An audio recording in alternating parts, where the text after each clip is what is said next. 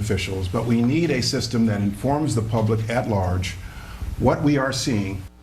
All right, and we know the president also said that he believes that the terrorist threat has entered a new phase. Clearly, it has. Leslie Marshall, blogger for the Huffington Post, syndicated talk show host and a Fox News contributor. Tom Sullivan is the host of the Tom Sullivan Show on Fox News Radio. Welcome to you both. Leslie, I want to start with you. We were told at the beginning of the Obama administration that essentially the war on terror was over. We're not using that term anymore. We're not fighting in Iraq and Afghanistan. We're working to get out of those entanglements. And this war on terror is over. Clearly, it was not, Leslie. And now we have to return to the posture that we had at the beginning of this administration.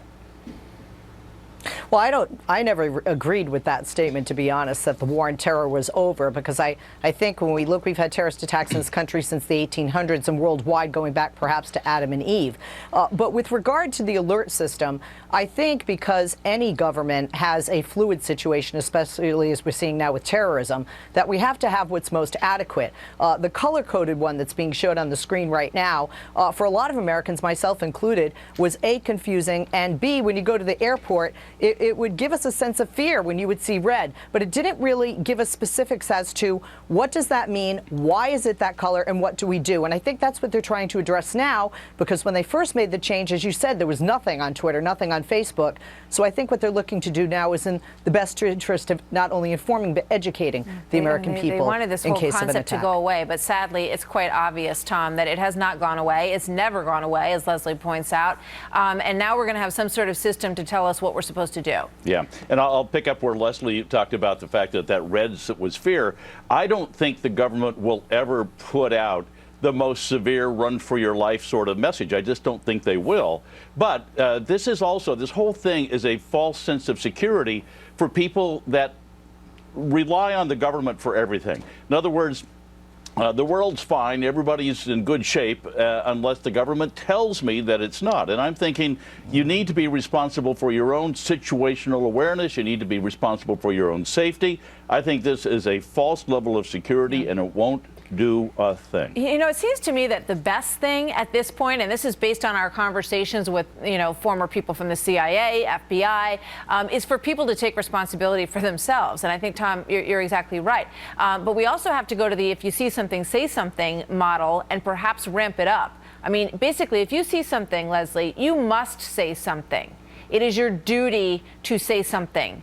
And we saw this in San Bernardino, and I am not trying to point fingers at this neighbor who didn't speak up, because God only knows what they feel at this point. But we have to move to a much more aggressive, assertive posture as citizens when it comes to this stuff, do we not?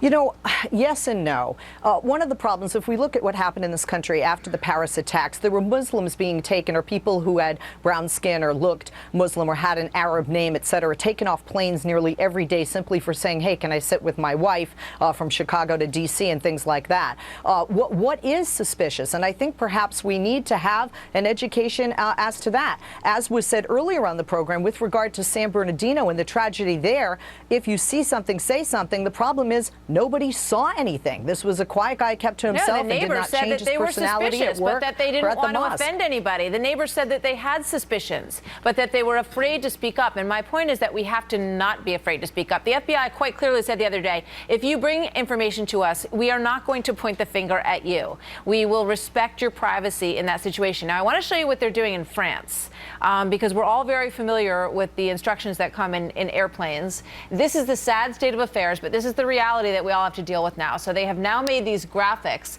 that are going to be in transportation centers, showing people, A, the first thing you do, if you can run, run. B, if you cannot run, barricade yourself inside of an office, and they have pictures of people doing just that.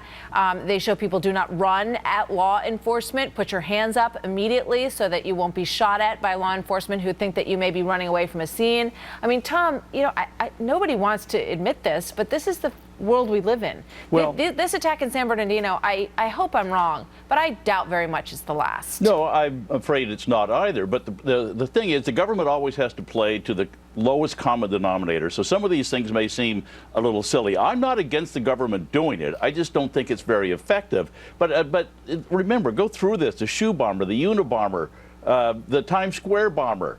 now San Bernardino. No, the government did not pick up on this first. So how would they be able to alert us to all of this? And if you want to go back to Martha, I don't think you're old enough, but there was air raid sirens in cities that I grew up in Seattle, and they used to test them every Wednesday at noon. That's exactly the model, though. I mean, that we need to adapt to the new posture in this country, and we need to. And I think it makes people feel stronger when they've got something they can grab onto. They've got a system. They have ways of protecting themselves, and I think that has to be the way that we're headed in this country. Sadly, but true. Thank you very much. So we'll see what the Homeland Security folks come up with for us when they finally get around to bringing that announcement out. Thanks, you guys. Good to see you. Jim.